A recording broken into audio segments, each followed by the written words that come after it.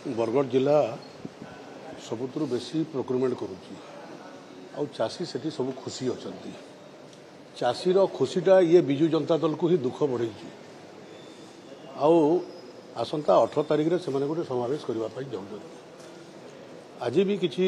कृषक संगठन से आंदोलन करते जो कथा से कहते जो जे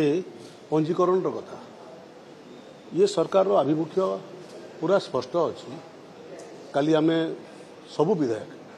आम जिलार 4 विधायक आसिक माननीय मुख्यमंत्री सागर गोटे बैठक करूँ खाद्य जोगाण मंत्री सागर बसिक भी गोटे आम काली बैठक करूँ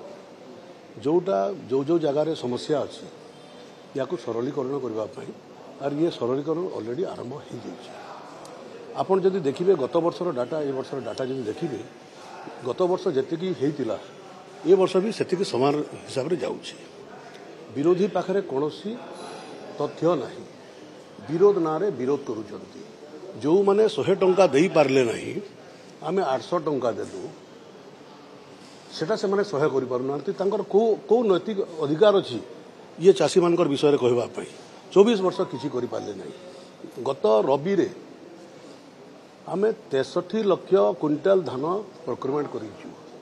जोटा कि ता आर वर्ष जब आप हिसाब ने विजु जनता दल टाइम 49 लाख धान क्विंटाल धान से प्रोक्यूरमेंट कराई 49 रु 63 लाख क्विंटाल आम धान प्रोक्यूरमेंट कलु एवं बहुत बड़ कथा है जे विजु जनता दल समय से मैंने वन आप सब्सिडी न देला सत्वे बहुत आपणकर टोकन लैप्स होता आम टोकन एथर गोटे भी बरगढ़ जिले में लैप्स है तो कहाँपाई ये सब नाटक कहीं करुँच से द्वितीय चाषी मान पाक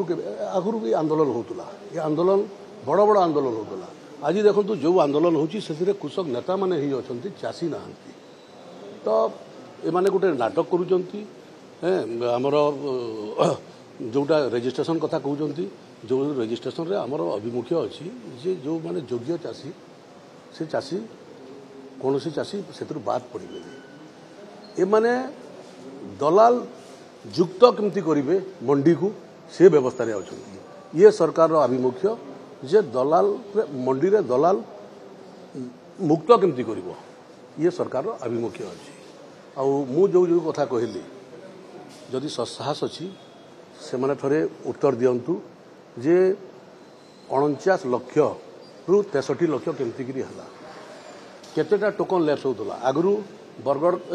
आगु जो मासे अवधि थिला टोकन रो ये सरकार आसला परे आहुरी 15 दिन कलेक्टर पाखे रखिले कलेक्टर को से माने दौ नथिले भुवनेश्वर आसी पारु नथिले आम लोक कलेक्टर पाखे रिन्यू कर सबु प्रकार सुविधा दि जाउछि चाषी बहुत खुशी अच्छा आर एमाने जो कहते 50,000 कहते ना मुख्यमंत्री जीवे कहते एवं 5,000 को पड़े आसिले मुख्यमंत्री भी आउ जीवे कहते यहाँ विजु जनता स्टैंडर्ड यहाँ।